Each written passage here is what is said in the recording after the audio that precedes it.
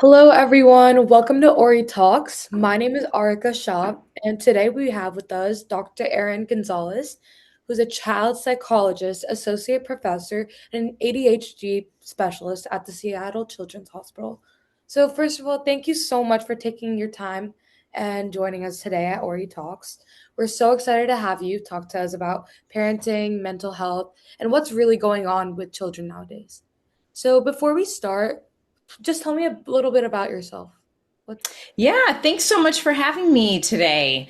I am a licensed child psychologist. I have been a faculty member at the University of Washington and Seattle Children's Hospital for the last 12 years. And my specialty is disruptive behavior and ADHD in children, and especially how parents can help their kids thrive and handle difficult behaviors.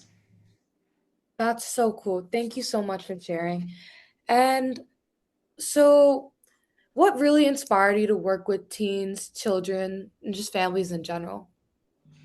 When I started getting my graduate degree in psychology, I didn't know that I wanted to focus on working with children, but I became really interested because when you help kids who are younger, at the time that they're dealing with traumas or setbacks, you can really change the whole course of their life after that. You can change early things that then lead to more and more resilience and success. And so I found that to be really exciting. This idea of getting upstream of more severe mental health problems at an early age. And I just also think it's really fun. Kids are fascinating. I learn from them constantly. They're hilarious. I'm never ever bored in my job. Yes, absolutely. So, was there any specific moment, I guess, that sparked your interest in this career? That really sparked it? That really, like, Not so much one moment, but when I went to do my internship after finishing my schooling, I ended up working in a specialty clinic that studied and helped people, kids and adults with ADHD. And that's where I became really fascinated in how much people can change in terms of their success in managing ADHD just by changing their environment or changing their behavior. And I thought that was really exciting. The treatments work really well, and especially when parents are changing the way that they're responding to their child with ADHD. And I wanted to learn more about that and make those treatments more accessible and easy to use for families.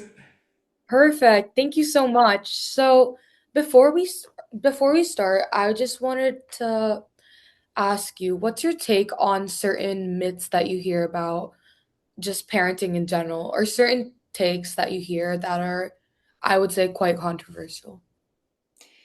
The media loves to talk about ADHD. I think all of us love to talk about ADHD. It's everywhere now. And in social media, I try to follow the conversation constantly so I know what people are saying and what people are hearing. And a lot of it is overblown, unfortunately. So there's some really fascinating, surprising things that are true, but there's a lot of bad information out there too. And I think that's part of why everybody is convinced that they have ADHD now. I mean, we know about 10% of people do actually have ADHD, but social media is kind of making everybody feel like it's happening to them. Absolutely. Yeah. Yes.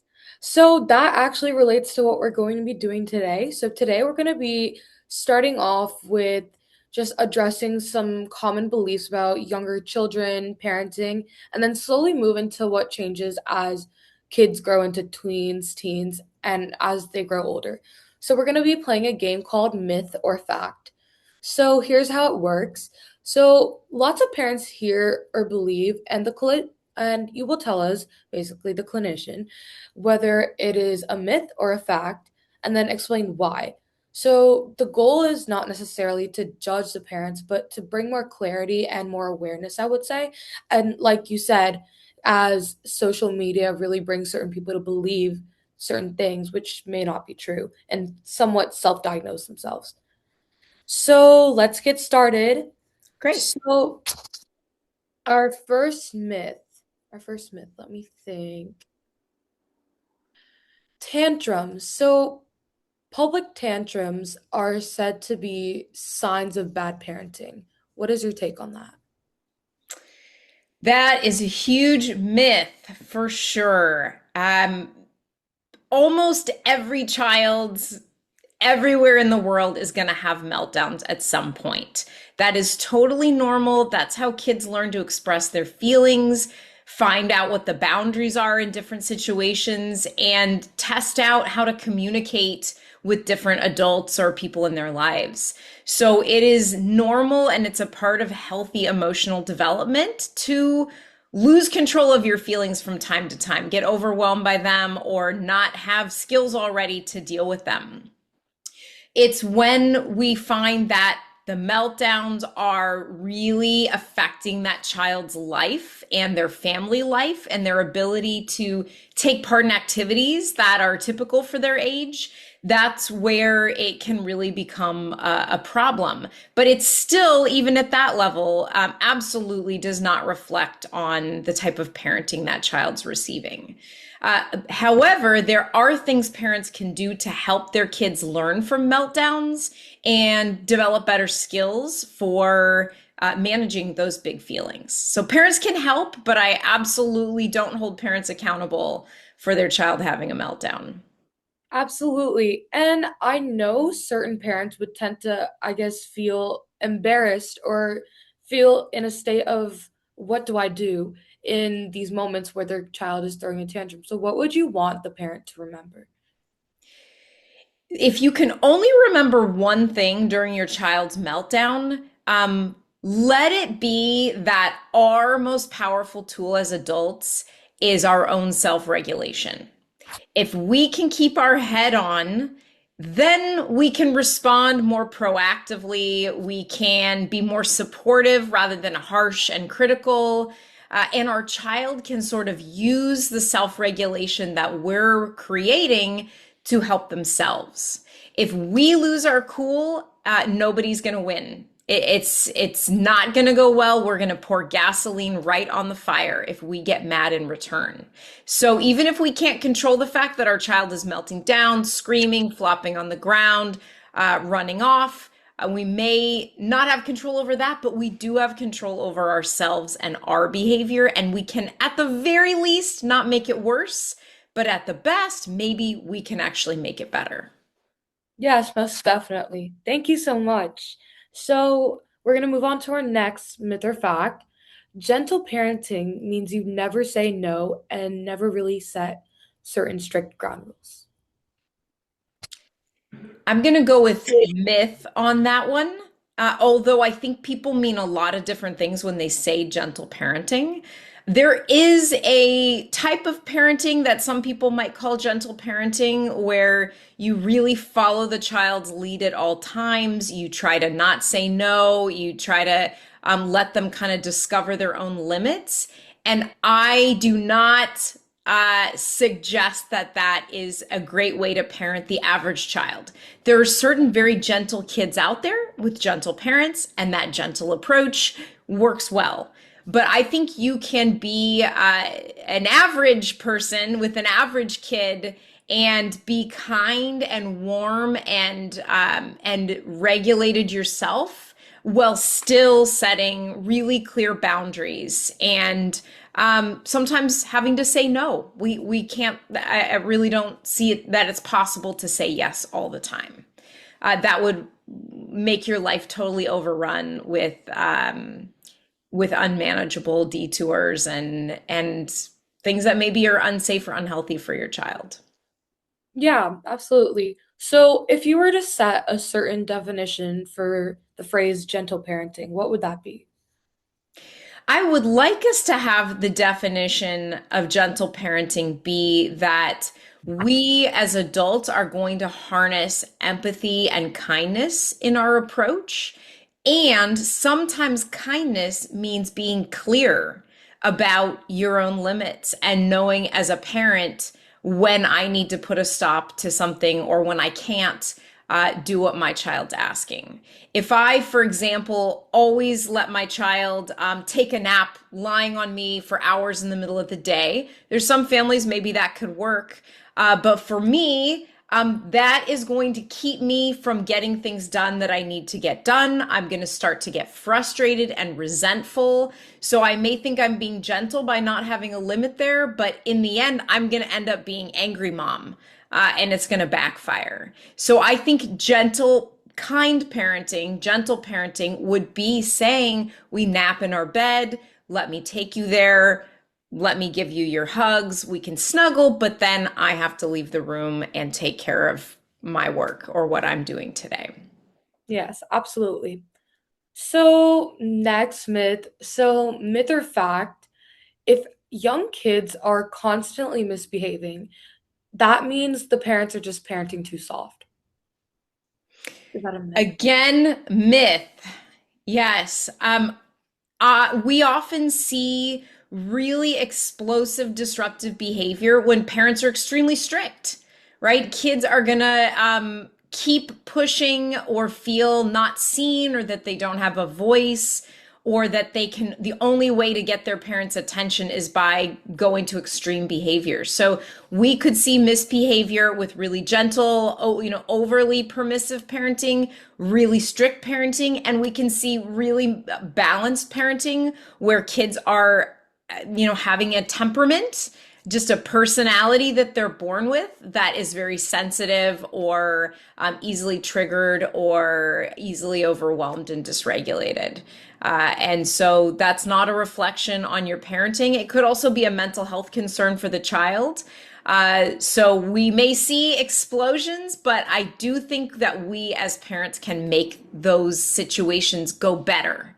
We do have the power to make things better.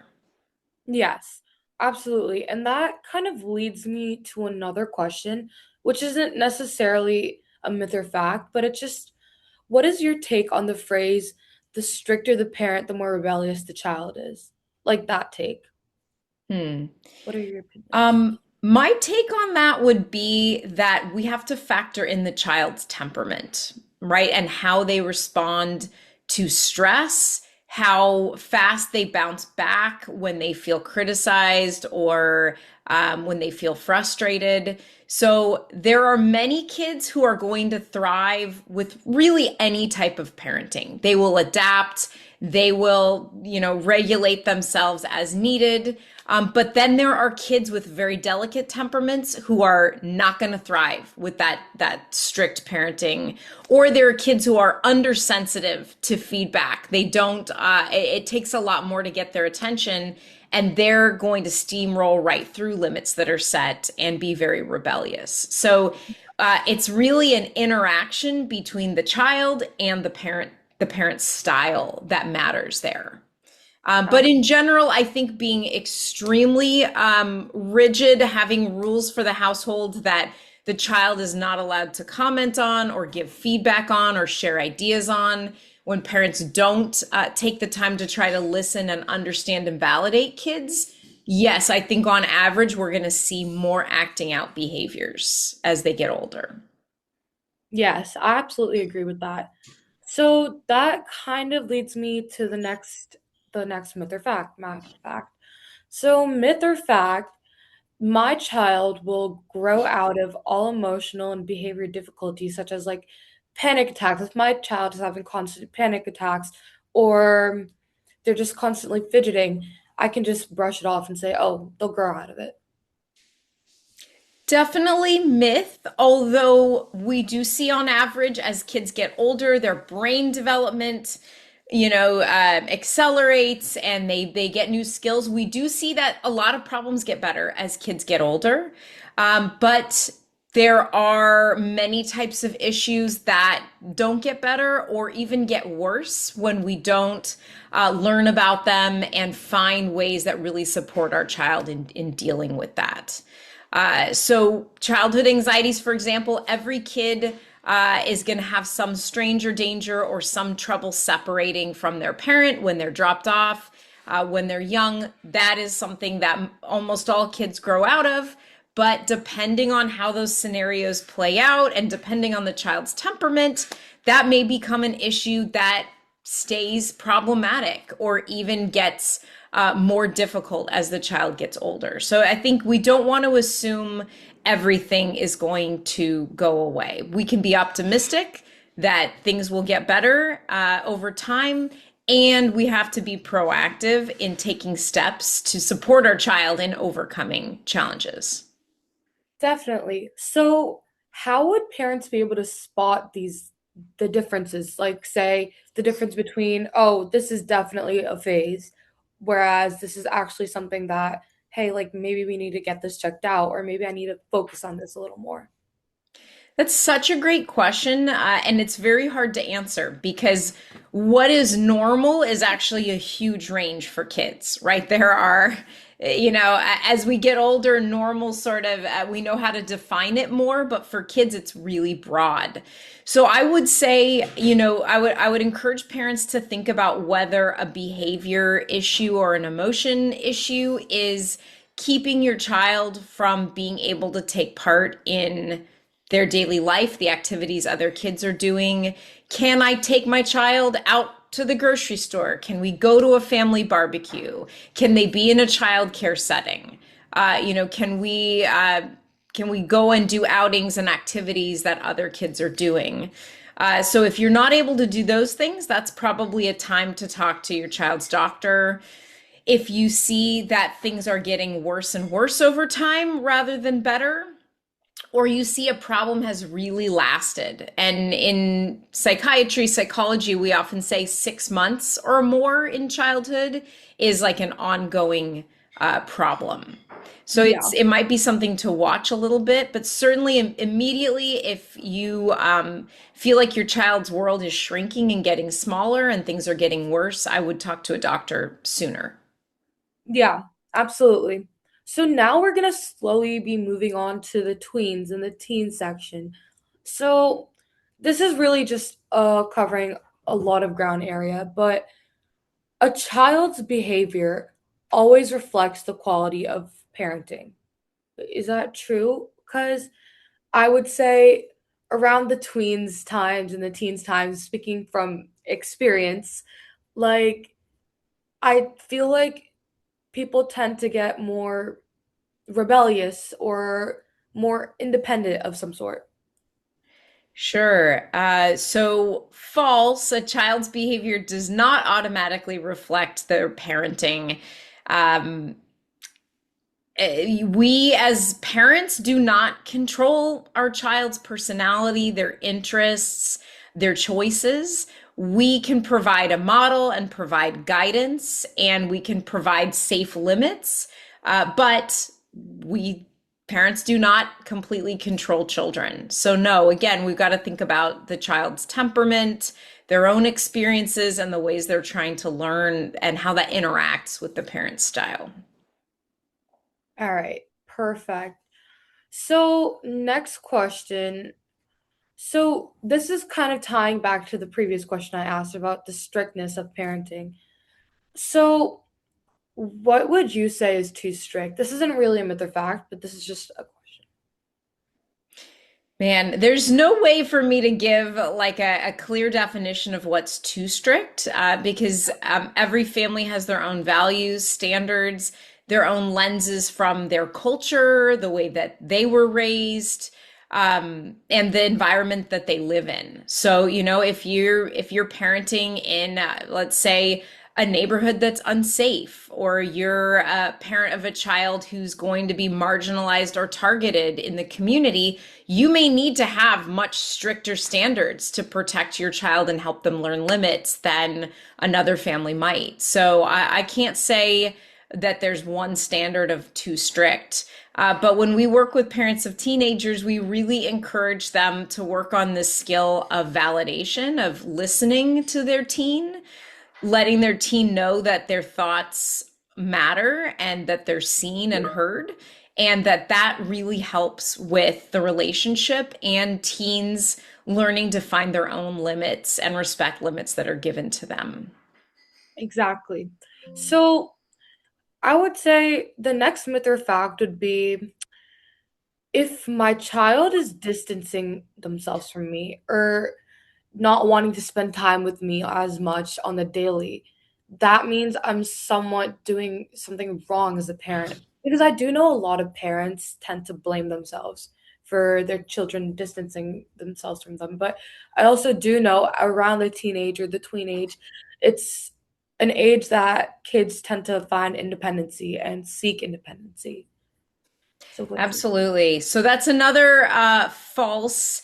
Um, it is expected and actually positive when teenagers start to separate more from their parents. If you have a teenager that didn't show much interest in having friends or doing things outside of the household, it's going to be very hard for them to launch into adulthood and take care of themselves and develop, a professional and a personal life. So it's actually healthy as much as it's heartbreaking for parents. It's healthy for teenagers to start prioritizing doing things with friends or how other people are seeing them or their lives outside of the home. Um, so that has nothing at all to do with the parent. In fact, I think really great parents should expect to see that separation happening as their teenagers get older. So, what would be something that you would tell the parents that tend to, I guess, either blame themselves or just feel bad about the fact that, man, like my child doesn't want to spend time with me. They used to love spending time with me. What happened? What would you tell Mhm. them? I think I would tell them just that it is a key task of adolescence to separate yourself more from your family and become your own person. And we actually see it's really problematic when teenagers don't do that. So as much as it's hard, and I think we can still maintain a great relationship, the relationship's going to look a little bit different, but it's going to be better in many ways too as your teenager becomes a young adult and has new ideas and things to contribute to the relationship. It's hard but necessary. Absolutely. I totally agree with that. So, moving on to our next myth or fact, it's helpful for parents to learn about child development and parenting instead of feeling like parenting should just come naturally. Helpful for parents to learn about children development and parenting instead of feeling like parenting should just come naturally to Fact. Okay, great. We have a fact finally here that them. Uh, very few of us naturally have all the helpful instincts to parent. It's something that we have to learn. And unless we grew up in a household and a community that has excellent teaching and modeling of this, and very few of us come from that background, we're going to have to seek out other ways to learn about it. So I highly recommend everybody, whether your child's typically developing or neurodivergent, everybody should learn more ideas to reflect on about parenting so you can find your own style that's in line with your own values as a parent. Perfect. So, our next myth or fact, if a child is doing well in school, it's not really likely that they're struggling emotionally. Like if they're educationally smart or they're doing amazing in school, their grades are up, they have straight A's, there's not really a chance that they could be just struggling emotionally. They could be feeling a certain type of way. Sure. Certainly, it's a myth that a child who has good grades is doing well emotionally.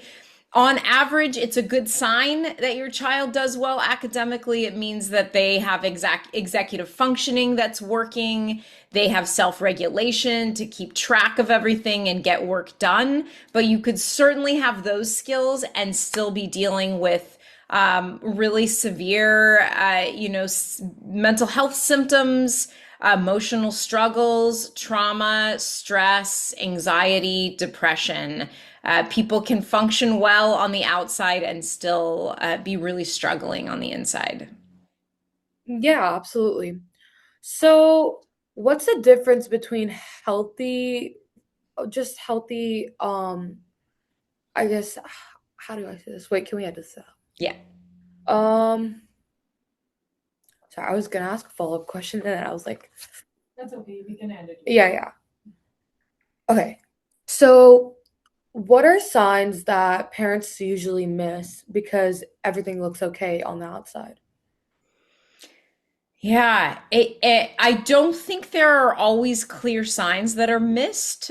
Sometimes people who are struggling are very good at covering any signs that things are hard, but sometimes there are signs, and you might look at just big changes in what your teenager is interested in and doing. So it's certainly a red flag if teens have lost interest in things that they were really passionate about, like being on a sports team, creative hobbies, being with friends. It's normal for interest to change over time, but totally losing interest and not replacing that with anything would be a red flag. Um, we see often that teens dealing with depression are not always sad, but sometimes they're more grumpy than sad, and same with adults. So you may see more irritability and more kind of anger and big reactions rather than sadness or or them saying that they're anxious. That's another sign. And just avoiding things more than usual. So, challenges coming up and teens, just not going into their evening job or avoiding schoolwork altogether because they feel overwhelmed. And those might be some signs that there's more to talk about with mental health. Yes, definitely. So, speaking of school and speaking of interests, behavior problems during activities or at school or at home can sometimes be signs of like underlying emotion or mental struggles if and it's just not attention seeking or bad behavior. Is that a myth or a fact? Fact. So, especially if we're thinking about somebody with ADHD and let's say soccer, they might love soccer and be very motivated to participate and do well, and they're not trying to disrupt or seek attention, but their interest is wandering. They have trouble, holding back from impulsive reactions or getting drawn and distracted away by something, or they maybe get disorganized or confused about instructions because there's a lot going on in their brain. There's certainly challenges like that that could happen that are not intentional at all. Or a child who's having anxiety may be more reactive than we'd expect. Again, not on purpose, but because they're trying to figure out a way to deal with the stressor that they have, either avoid it or get help dealing with it. So, in your opinion, what would say, since we're talking about sports, the coaches are the parents' best way? Like, what would be best to do to approach this situation or approach their feelings? Because I know sometimes it can be scary for a child in the sense if an adult's approaching them with a hey, like what's going on? Sure. Well, I'm sure if a child's having really distracting, disruptive behavior, the adult probably is talking to them about it, having to call their name, redirect them back to what's going on. But for younger kids, I would probably start by talking with the parents and learning, hey, we all have the same goal here, and that's to help your child have fun and be successful at soccer or whatever the activity is. What helps them? What have you learned helps motivate them? What helps them practice limits? What would get them excited about following my instructions for this or that? So I might get ideas from an adult, but I would also talk with kids about setting goals together. Can we get on the same page about a goal of doing the same activity that everybody else is doing right now, or handling it when I miss the ball or I am not winning, finding a way to cope with that. If we can get a same goal, then we can problem solve and have a plan together for how to reach that. Yeah, definitely. And since we're speaking about, say, just ADHD, teens, just everything like that, here's a myth or fact. ADHD in older kids is just signs of laziness, lack of effort, or just too much screen time. Definite myth. We know ADHD is not something that people are controlling. It's brain based. It's something that's with you from the time you're very young, that your brain isn't getting the same sense of reward from different activities that other brains are. So that's going to make it harder to stick with one thing and mentally organize information and stay on track and stay motivated. Yes, definitely. And now, speaking of screen time, this is just a follow-up question. What's your take on the feeling of children kind of using their phone or iPad or just their screen as some sort of an escape from their current state or their current environment? So, like, for example, say your kid had a really bad day at school. They come home and all they want to do is just scroll on their phone, scroll on TikTok, talk to their friends, or just do something on their screen alone in their room. And I guess as a parent, that wouldn't really make me happy. So, what's your take on that? Hmm. Well, I think a healthy relationship with screens doesn't mean no screens. It means monitoring yourself and having limits and learning to follow your own limits. So, if that's something that's relaxing for a teenager and it works within the structure of the household and what needs to be done, I can imagine there'd be a middle ground for families to have limits around that and make that maybe part of the routine after school to unwind. But it's all about, parents and teenagers having the same expectation for how long do we scroll, what type of content is okay and not okay to be on, which content is more addictive than other content or more unhealthy, and just knowing when do we turn the phone off and engage with other things, or what needs to be done before the scrolling starts, possibly.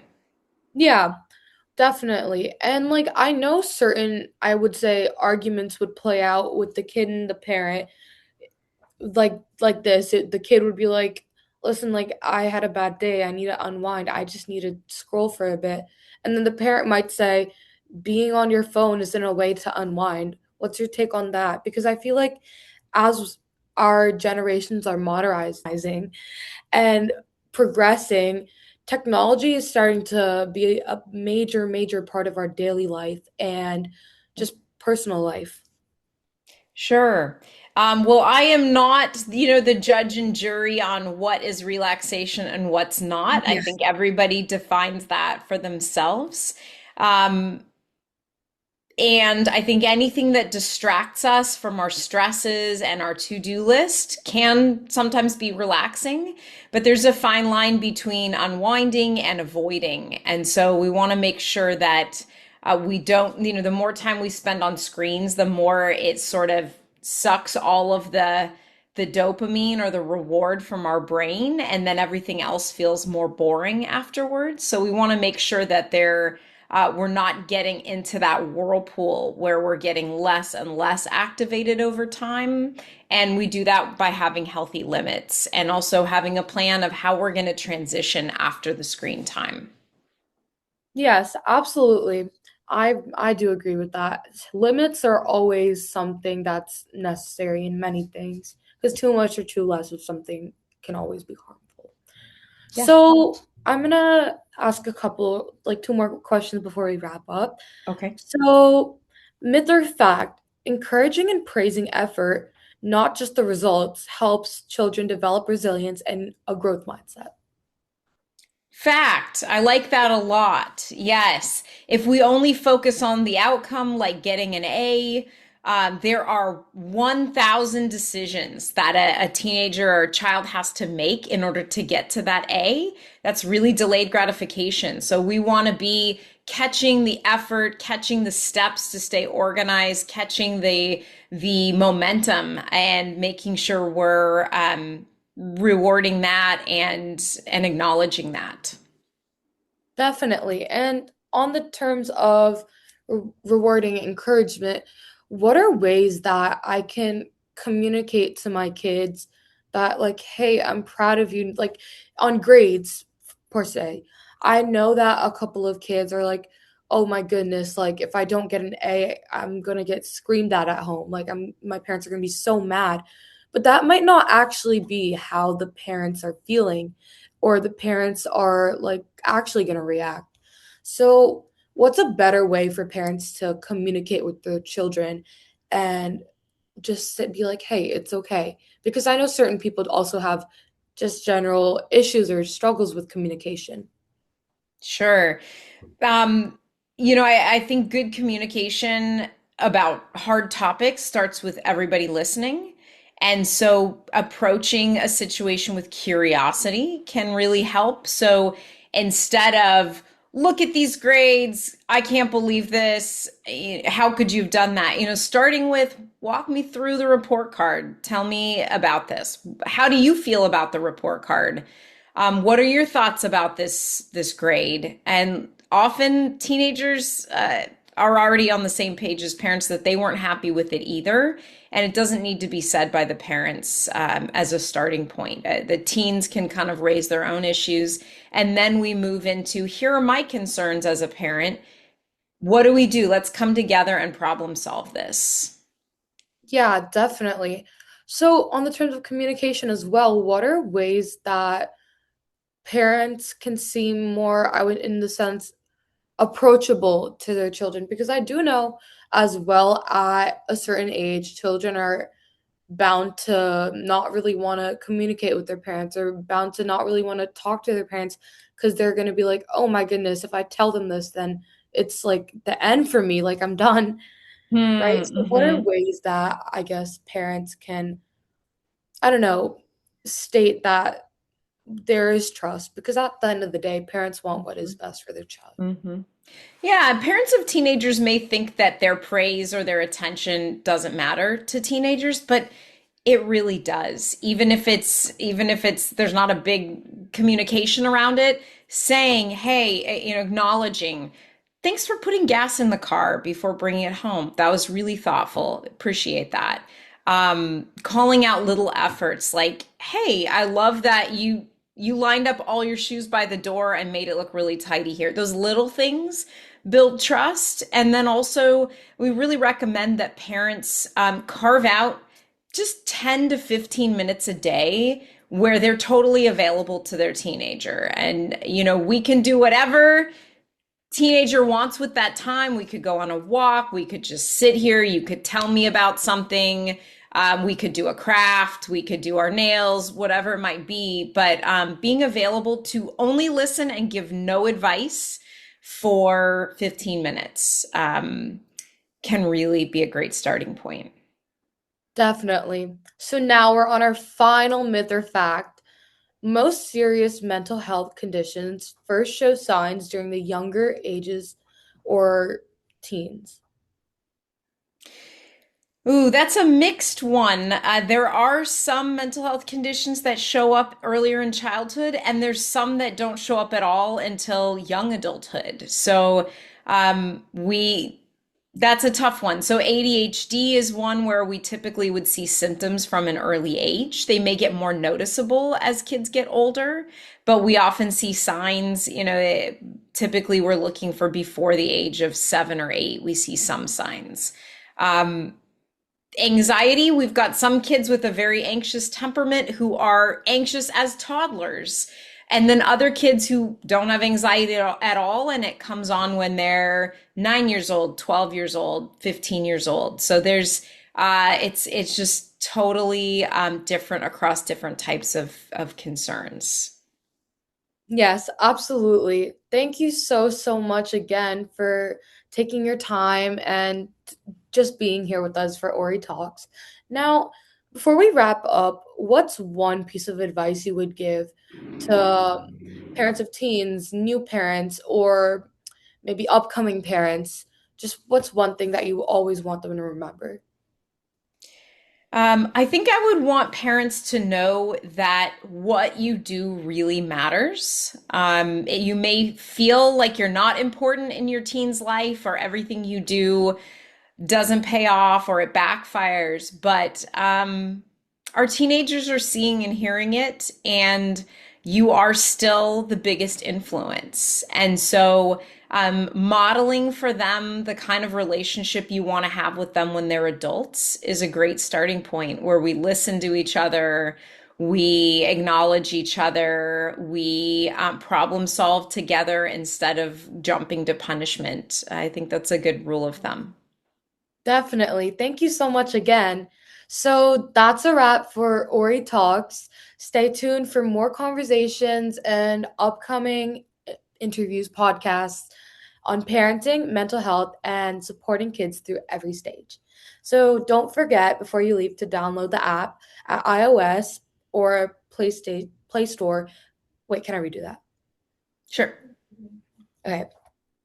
And that's a wrap for Ori Talks, episode 1. Stay tuned on more conversations for parenting, mental health, and supporting kids through every stage.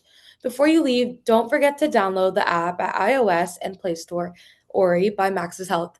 Thank you so much again. Have a good day. All right. Thank you for having me. Of course.